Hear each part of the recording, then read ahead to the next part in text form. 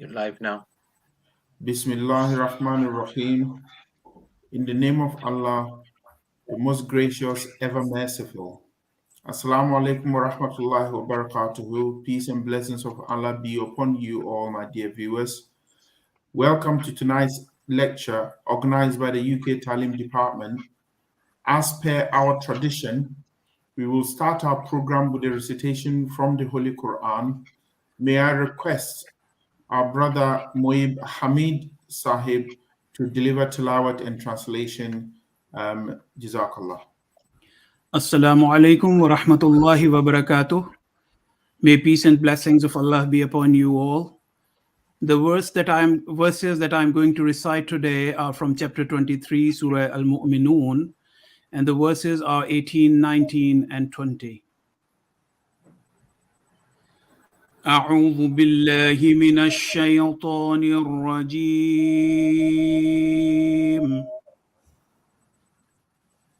بسم الله الرحمن الرحيم.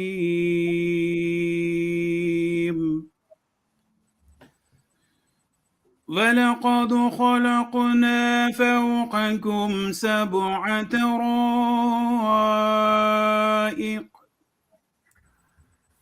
وما كنا عن الخلق غافلين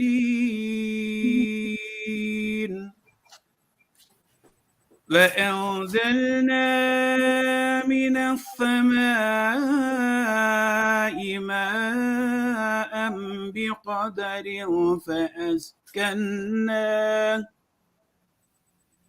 فأسكناه في الأرض وإن على ذهاب به لقادرون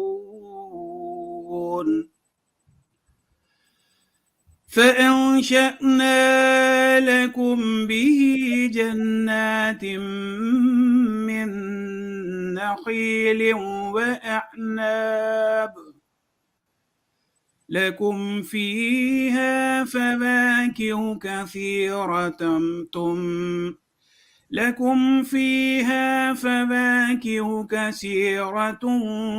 ومنها تأكلون. Translation of these verses. In the name of Allah, the Gracious, the Merciful, and we have created above you 7 ways, and we are never neglectful of the creation. And we sent down water from the sky according to a measure, and we caused it to stay in the earth, and we surely have the power to take it away. And we produced for you thereby gardens of date palms and vines. For you therein are abundant fruit, and of them you eat. Jazakallah. May Allah bless you for a wonderful tilawat. Tonight, we have the pleasure to welcome as our guest speaker Dr. Hakeem Bakare Sahib, who would be speaking on achieving global sustainability, pointless or possible. Dr. Sahib is an environmental human geographer, and he holds a PhD in geography from Birmingham University. He is also serving as the acting Palmer President in the Midlands region. As always, there is going to be opportunity for you to ask questions. When this time comes towards the last part of the lecture, we shall present your questions to Dr. Sahib, who would be happy to help to answer your questions. Jazakallah, Dr. Sahib. Jazakallah. Assalamu alaikum wa rahmatullahi wa barakatuhu. Dear listeners, peace be unto you. Namadu wa nasalli ala Rasul Karim Amabad Fa'uz billahi minash shaitanir rajim. Bismillahir Rahmanir Rahim. La uqsimu bihadzal balad وأنت حل بهذا البلد ووالد وما ولد لقد خلقنا الإنسان في كبد أيحسب أن لن يقدر عليه أحد يقول أهلكت مالا لبدا أيحسب أن لم يره أحد ألم نجعل له عينين ولسانا وشفتين وهديناه النجدين. I've just recited Surah Al-Balad verses 1 to 11. The translation is as follows. In the name of Allah, the gracious, the merciful. Nay, I call to witness this city, and thou art a dweller in this city, and the begetter, and who he begot. We have surely created man to toil and struggle. Does he think that no one has power over him? He says, I have spent enormous wealth. Does he think that no one sees him? Have we not given him 2 eyes, and a tongue, and 2 lips? And we have pointed out to him the 2 ways of good and evil. Surah Al-Balad is one of the 3 early chapters that emphasize taking care of the poor as a necessity for salvation and national progress. The chapter explains how the rich can reform themselves and establish a peaceful society. A special case about the chapter is the systematic elaboration of a need for a systems approach to achieving global sustainability in the face of diversity. Moreover, it uses a case study of the city. Today, as we all know, cities have been recognized as the key to achieving global sustainability goals. The world is urbanizing rapidly, and cities are growing at a higher pace, particularly in developing countries. Cities contribute to global economic growth. They are also drivers of environmental degradation. The cities across the world, we know that cities consume over 80% of global energy and are responsible for 70% of greenhouse gas emissions. They generate huge amounts of waste and pollution, and they encroach into natural habitats. By 2050, it is estimated that the 70% of the global population will live in cities. And national governments are not the only players in ensuring global sustainability as a system. City governments have a role to play in this also. So with this, I have no doubt in my mind that Surah Al-Balad has a lot to tell us whether it is possible to achieve global sustainability or it is pointless. The chapter, as I've just recited, further highlights the victory of Islam as a way of life. As we can see from the book titled The Economic System of Islam by Hazrat Mirza Bashiruddin Mahmud Ahmad, he explained about this particular surah, that the surah says it teaches us, it revealed to us in the very, very early days of Islam, how it is made clear why individual freedom and struggle for personal material progress are permitted. It is not then acceptable that a few individuals live a luxury life while others suffer in pain and misery. The private sector, the civil society, and national and city governments have a vital role to play in the global sustainability, and this makes it more important to shift towards understanding how cities can be sustainable and inclusive, especially as the global world peace is under severe threat. So, this leads me to the topic of my talk today: achieving global sustainability, pointless or possible. With what is happening around the world in the last 2 decades, as we can see, the 21st century we have about 8 deadly wars that are going on around the world now. We have conflicts, we have climate change, and then recently we are still battling with COVID-19 pandemic. In the midst of this, we're now facing that crucial war that is going on in Russia and between Russia and Ukraine. Just of recent also, as the picture I have here shows what just recently happened in Nigeria, which is my home country, where the bandits attacked the train and then a lot of people were killed in this and were kidnapped. And this is a major reference point for me when we think about how peace, it's the role of peace in ensuring global sustainability.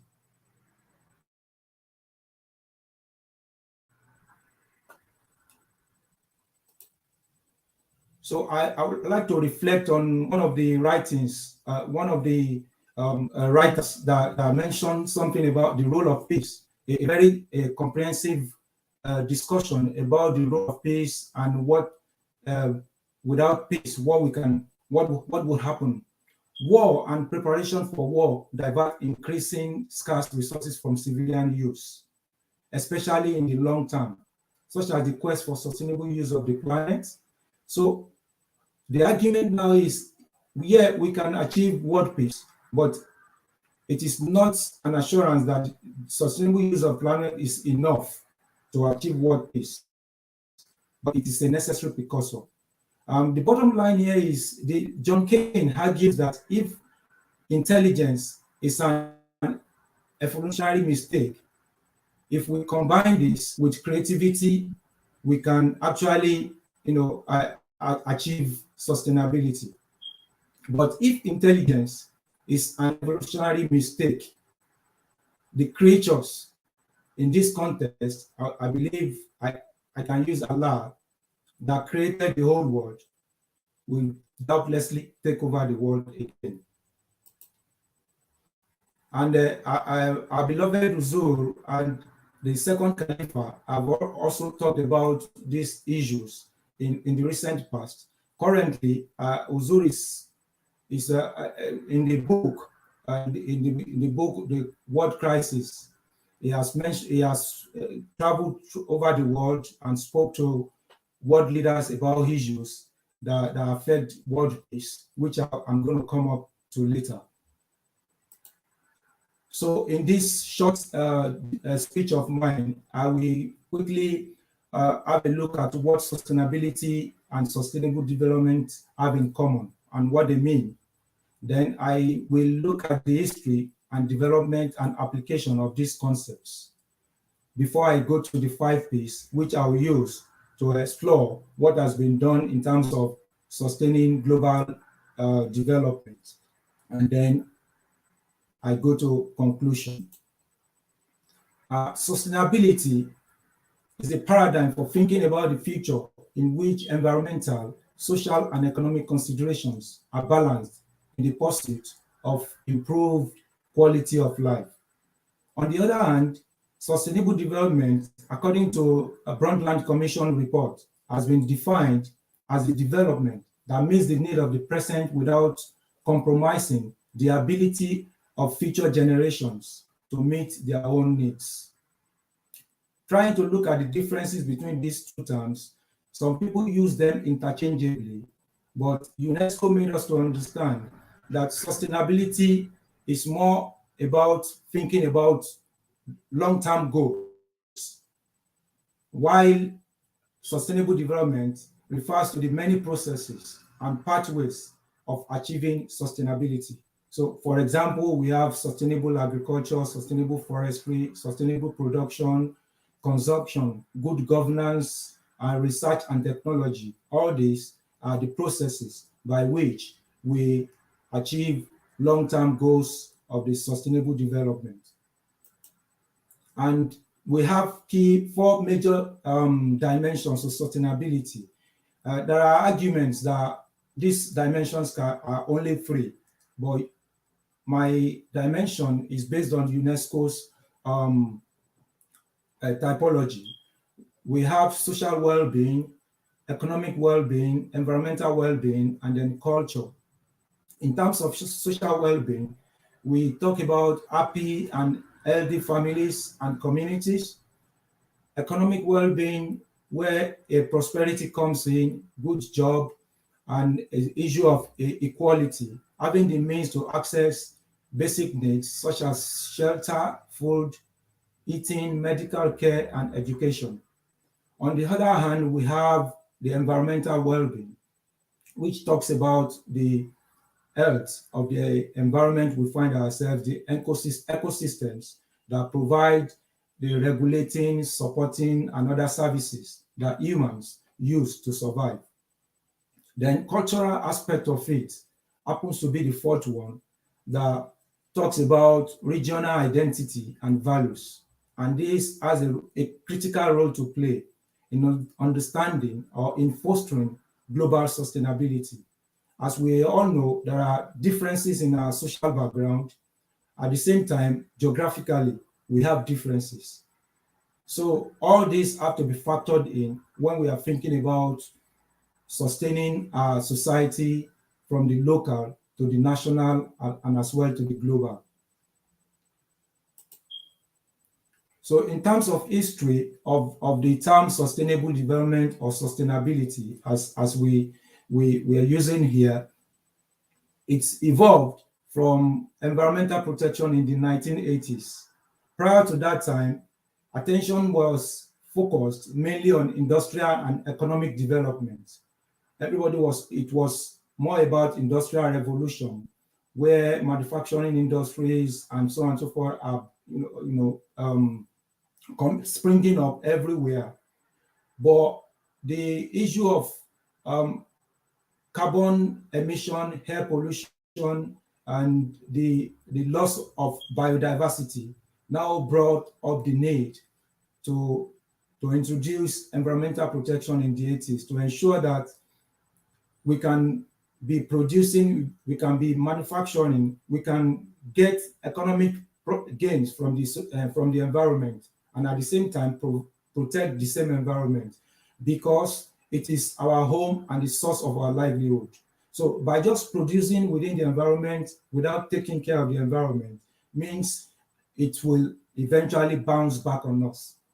So that was how in the 80s the sustainable development approach came up, focusing more on environmental protection.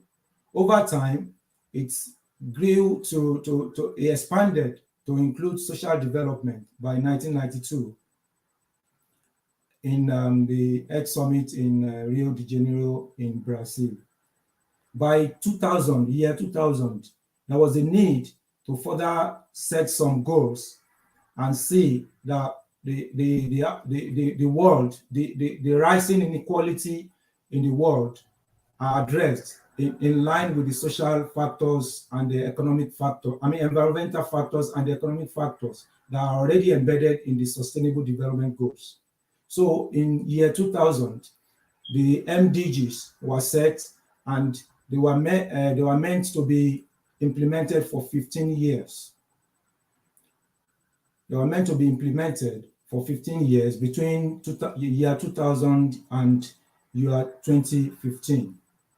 By 2015, a new set of goals were developed by the United Nations to replace the MDGs. This set of goals are the goals that we are now implementing, that is expected to last till year 2030. There are 17 goals. All in all of them aim to protect, to promote peace, prosperity for people, and protection of the earth for now and in the future. So as we can see, the current 17 global SDGs consists of 169 targets and 230 indicators to be achieved by the 2030. By 2030.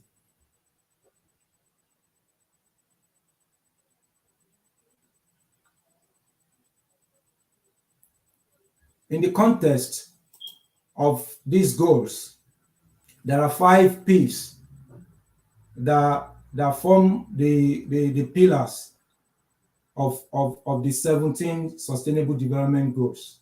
These 5 P's are key criteria that we can use to understand how far we have gone in terms of ensuring that we achieve global sustainability.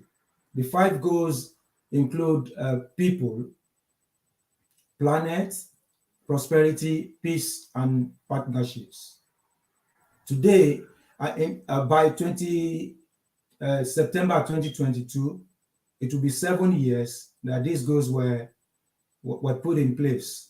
That means we are 2 years into the last 10 years of implementation, which makes it so crucial to understand how these issues, these pillars are being implemented.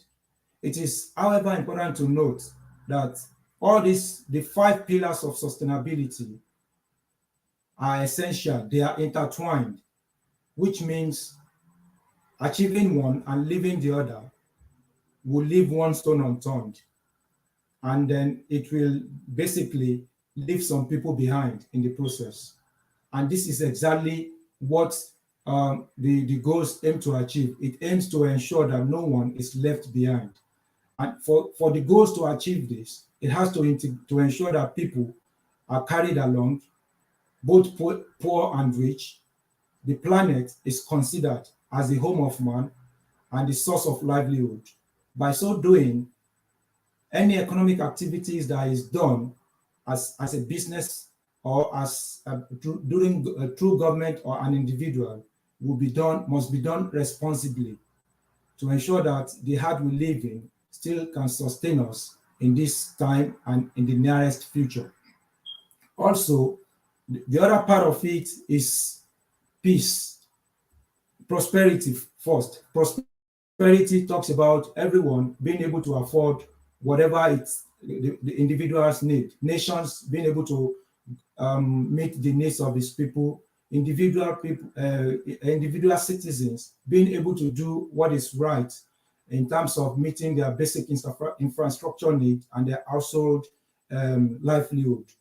Then we have peace that talks about which is the most important to me out of all these 5 pillars.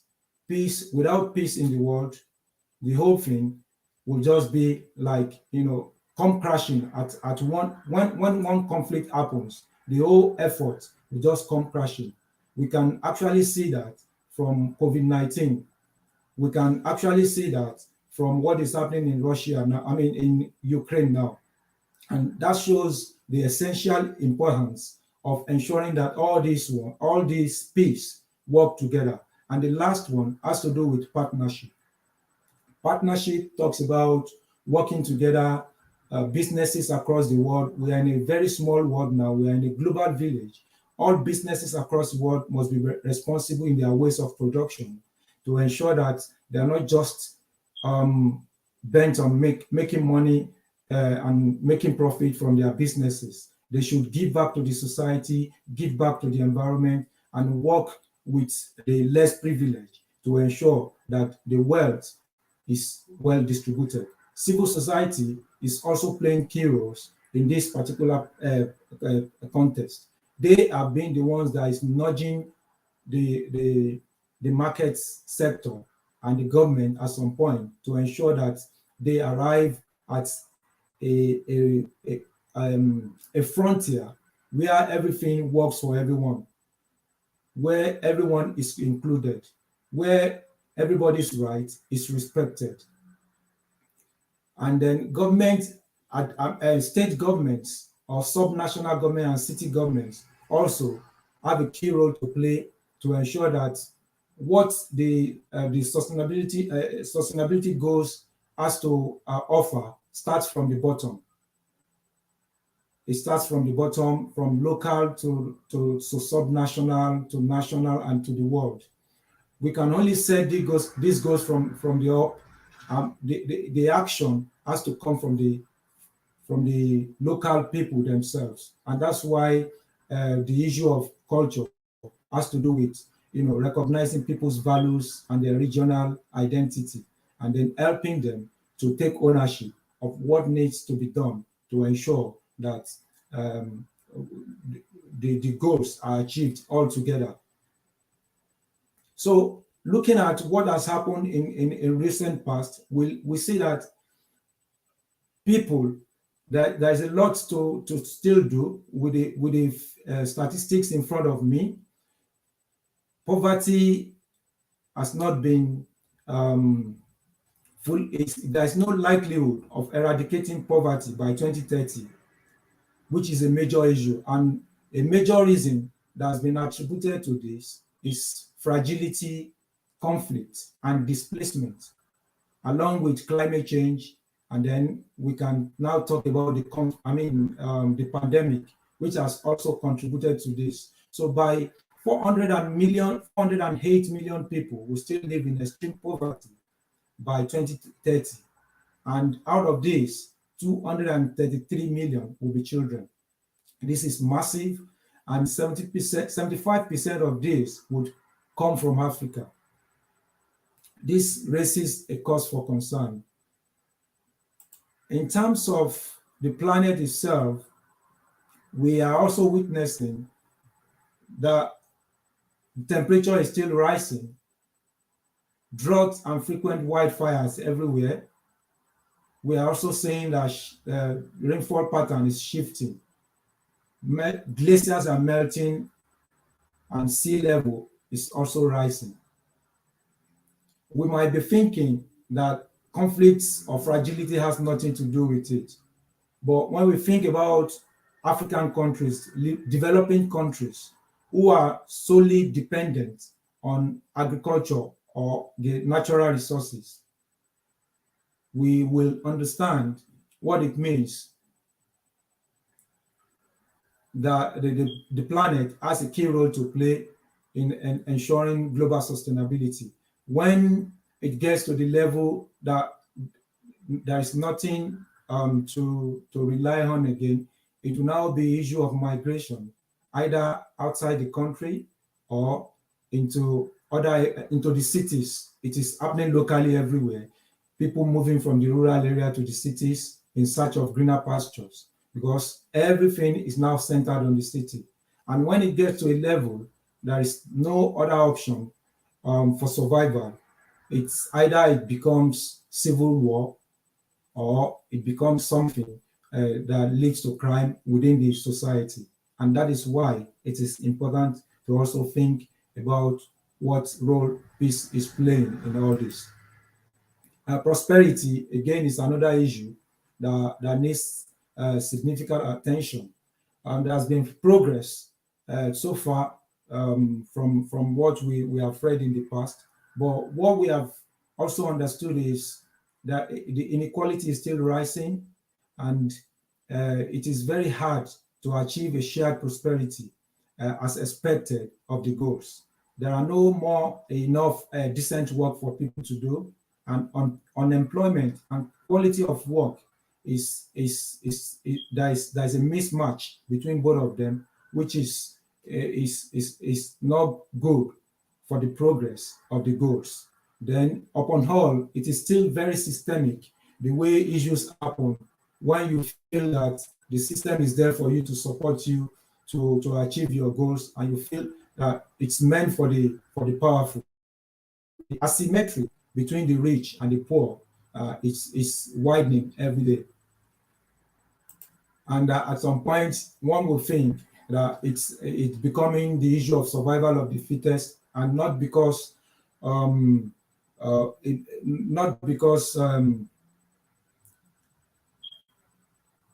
because people do not have power to change what is required. When your right to vote is not useful, it becomes something that can lead to conflict at the end of the day. So in terms of peace, which is the main thing that, like the fulcrum, that all of that peace, I want to say, stands on to achieve global sustainability.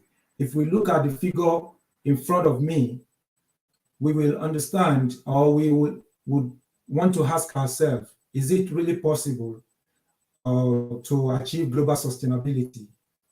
5.1 billion people lack meaningful access to justice. And justice delayed is always a kind of justice denied. At least 253 million people are living in extreme conditions of injustice. 4.5 billion excluded from the opportunities provided by the law, such as legal identity, proof of housing, and so on and so forth. The number of countries with violent conflicts is the highest at any point in the last 30 years. And those living in fragile and conflict-affected states are the furthest from achieving the SDGs by 2030. And this accounts for about 80% of the extreme poor. The global homicide has increased since 2015. And all of this boils down on women. They carry most of this burden. Every day, 133 women are killed in this manner, with women in Africa facing more than double the risk faced elsewhere in the world. And this is so worrying. The Institute of Economics and Peace reports that the Global Peace Index 2021 deteriorated by 0.07% as a result of the COVID-19 pandemic and rising tensions between many of the major powers in the world.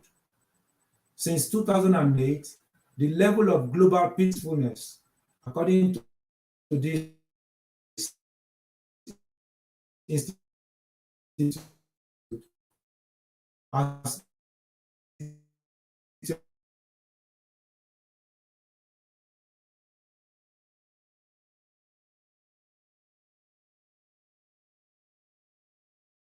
by 2%.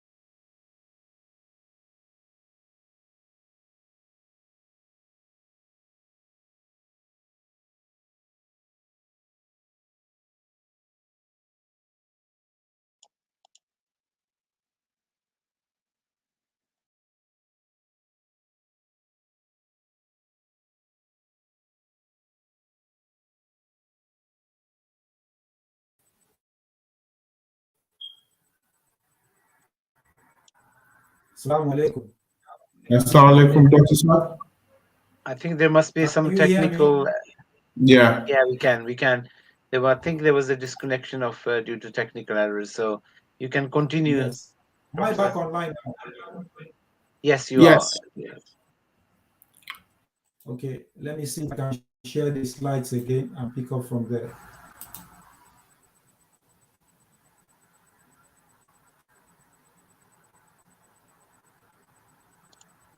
Yeah.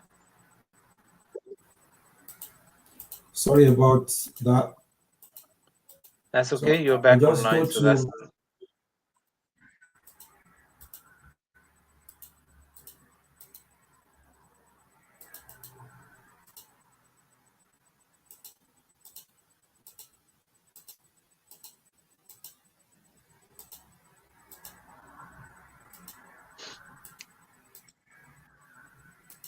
So I was talking about peace in the world about the Middle East happens to be the Muslim nations, and that's where conflict is rife.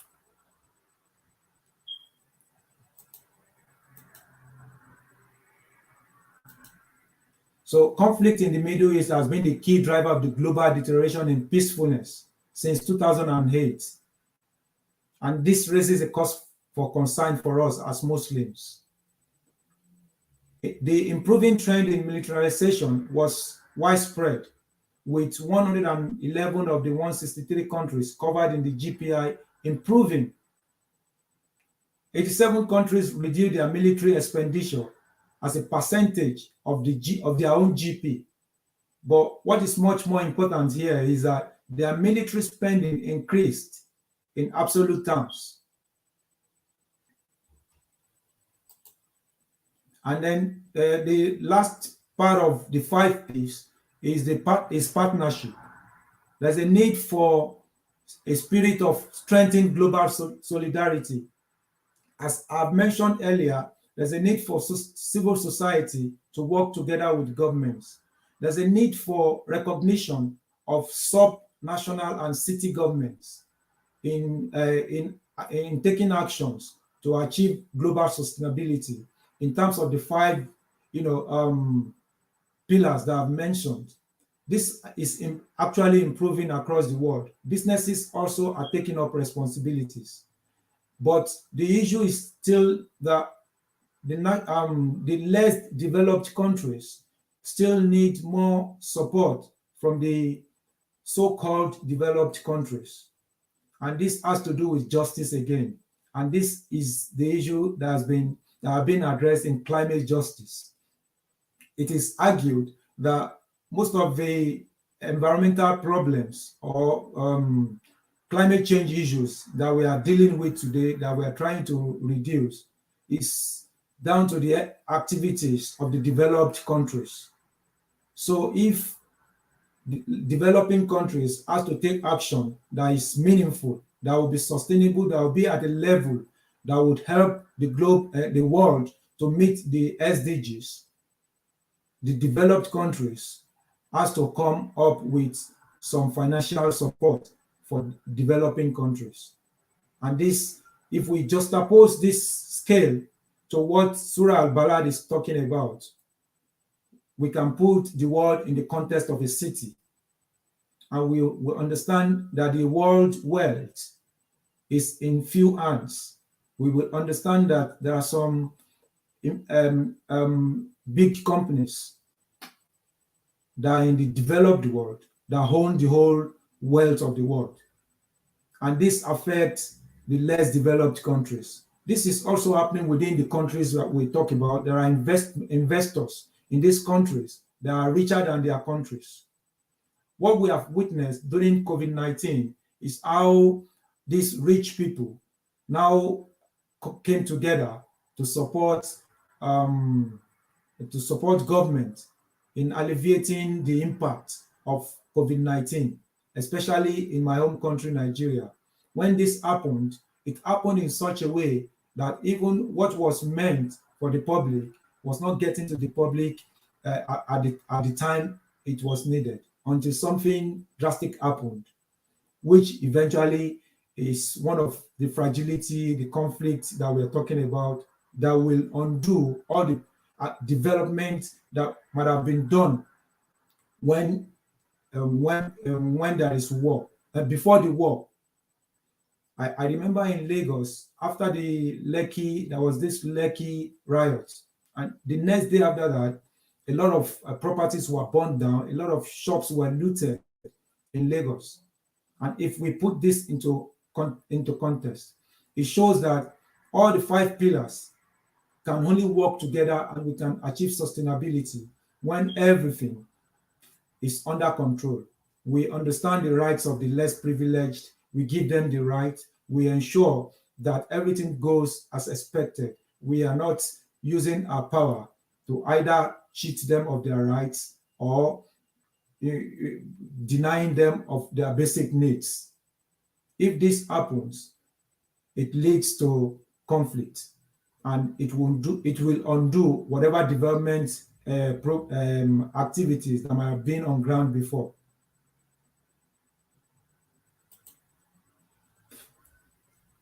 So looking back at all we've been talking about before, I want to reiterate the statement of John Keynes 2009 about intelligence. He mentioned that if intelligence is not an evolutionary mistake, then if we combine it with reason and creativity, we can overcome the obstacles that are hindering the achievement of global sustainable goals. And this is why I have referred us to Surah Al-Balad. Today, the cost of militarization, as mentioned earlier on, is on the rise. Nations are spending a lot on accumulating and building armory for wars, which shows that they are ready for war. They don't care about what is going to happen or not. Every sector has to be developed accordingly. That's the understanding, that's the argument. But these innovations, the amount that is being spent on armories and arms and ammunitions can be used to help the world to grow in a sustainable and inclusive manner. Now, if we now quickly look at what we've got in Russia and Ukraine, it is the latest that will make us to understand what it means. At some point, we as Ahmadis, we have been out on the streets in the last 1 or 2 weeks to talk about stopping the world war. And this is what our beloved Usul has been talking about for a very long time now, that we should understand our differences. We should understand our diversity and use it as a weapon to grow together. We should also hold on to the rope of God. Understand that the differences between us are not meant for us to cheat ourselves, are not meant for us to downgrade or look down on other people. It is meant for us to understand the greatness and the power that is beyond us, that is owned by the Creator.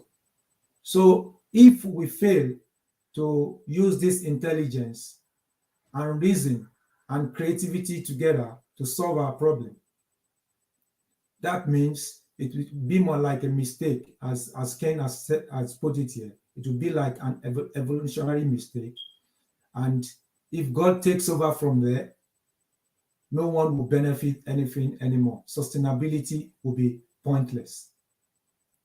And as I said earlier on also, as Ramiza Bashiruddin Mahmoud Hamad in the book Economic System in Islam, elaborated on Surah Al-Balad also, and made us to understand that individual freedom and struggle for personal material progress are permitted in Islam. But it is not acceptable that this wealth be held by few nations or individuals. They cannot be living a luxury life while other nations are in pain and misery. It was mentioned, it was around last year that the few rich ones in the world went into the moon. And Professor Jeffrey Sachs advised that instead of using that amount that was used to go into the moon, instead of using it to go into the moon, why not divert resources on the less developed nations? And this is the way we should be thinking.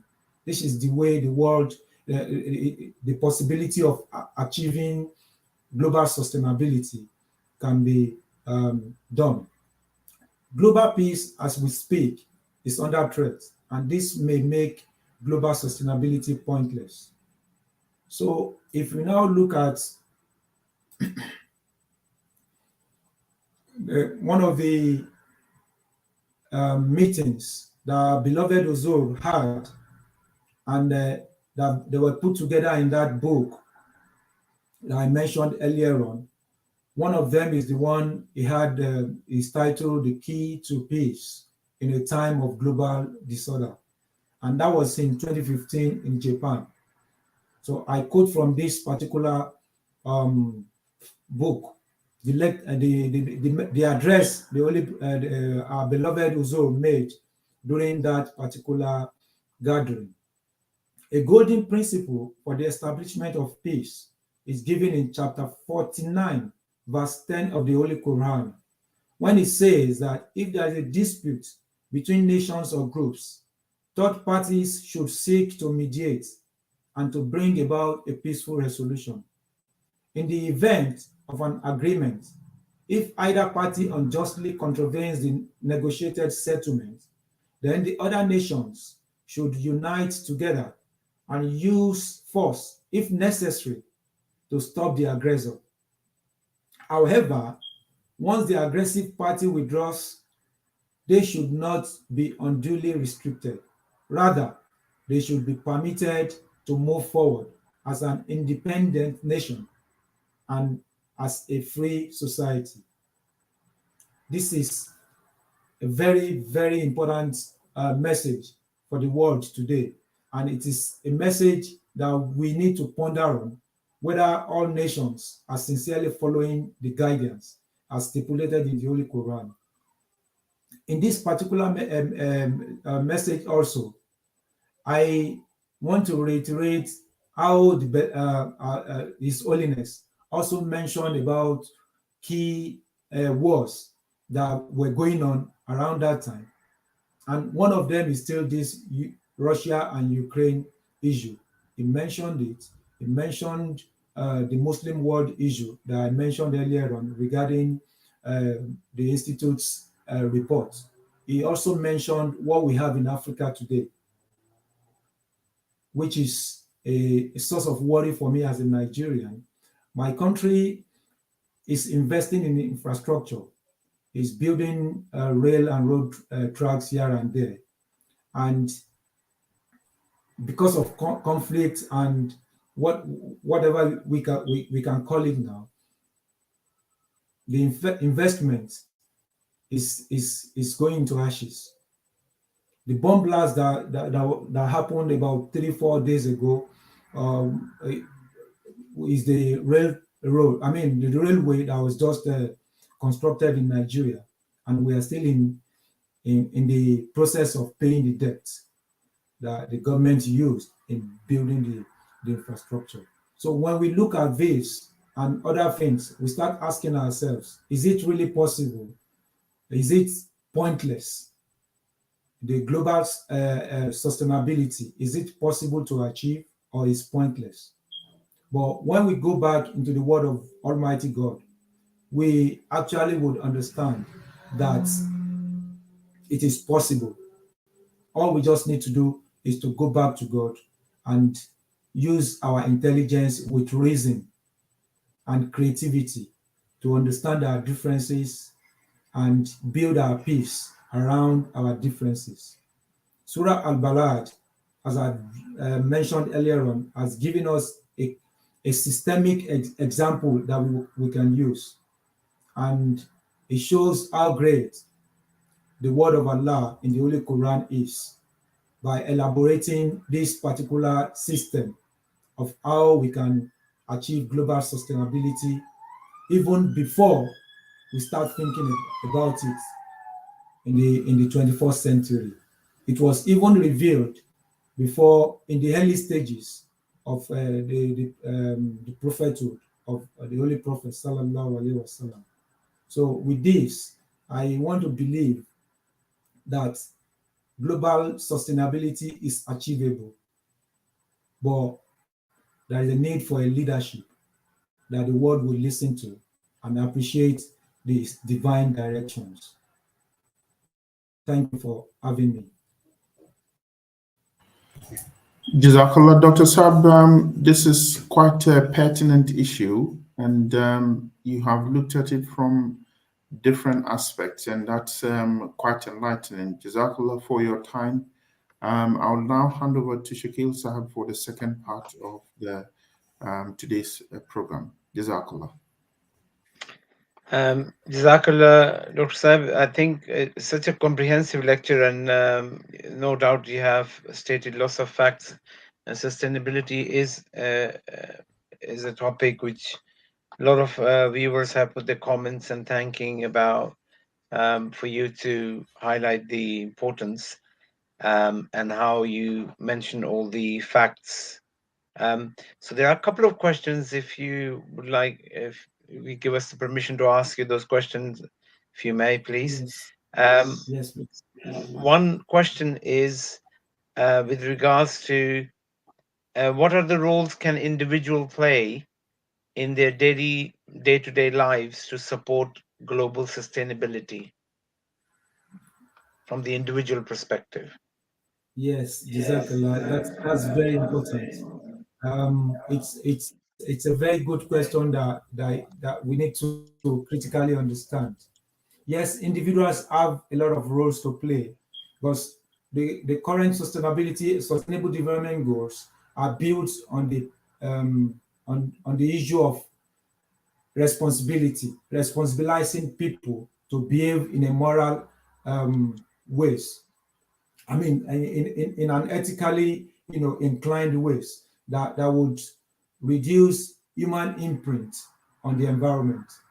So individuals have role to play, but I've always argued about one challenge,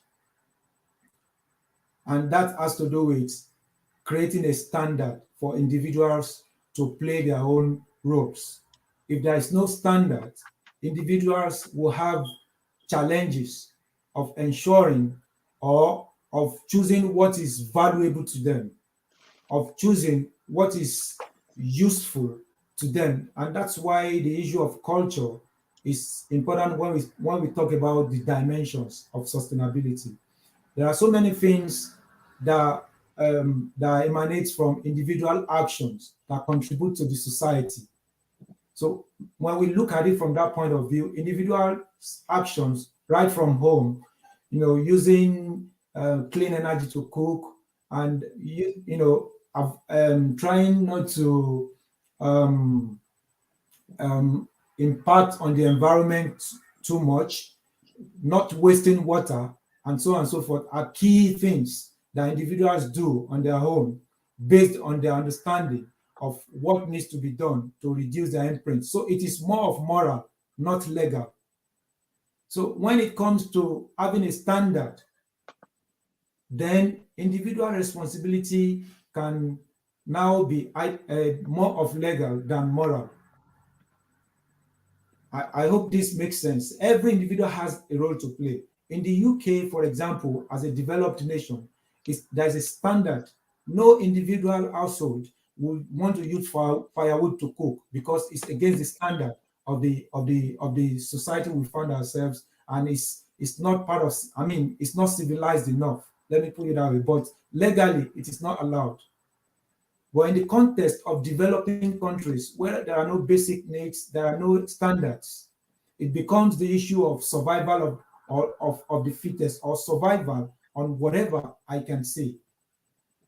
So individuals, in a nutshell, have roles to play, but it starts with government providing information. I always think about three conditions here: information, motivation, and capacity to act. Thank you. Jazakallah.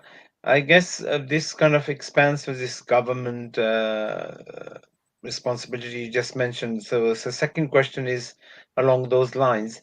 It's by Sheikh Rehman Sahib from Wimbledon, South Jamaat.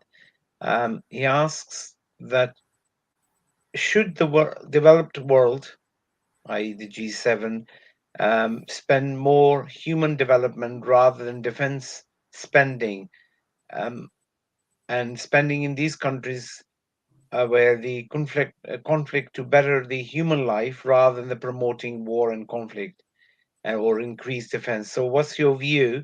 Should the development of the human, I guess, in terms of the viewer is asking in terms of the sustainability, is more important than spending money on defense. Yes, I think I support the view of Sheikh Rahman Sahib. It is very important to develop humanity first, rather than accumulating weapons that would that is used or that are used to destroy humanity. So spending more money on this weapon is to show the world that we are mighty, we are powerful, we can do this, we can even suppress you when you don't listen to us. And it's still showing that it's against the rule of Almighty God. And if we go back to the verse quoted by beloved Uzur in the speech in Japan, we will understand what this means. We don't have to co-opt nations by showing them our might. We just have to let them take ownership of what they need to take ownership of at some point. And when they need to be called to order, you call them to order in peace. So it is better to focus more spending on human development and raising standards and creating standards for people to follow rather than accumulating, investing in weapons. Jazakallah, Dr. Bakare. I think the lecture itself and answering those questions in depth has definitely made this session very informative. I would like to, at this stage, thank our viewers for watching the program.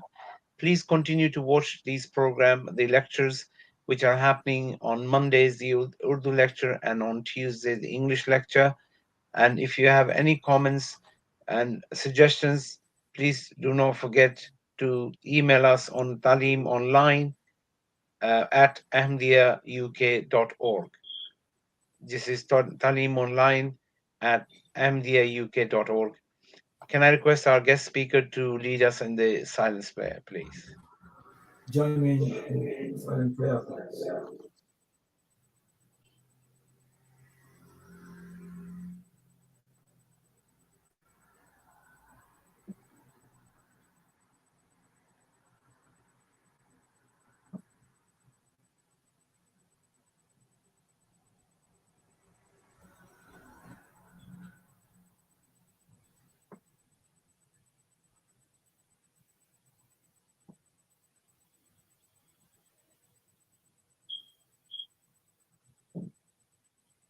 Amin.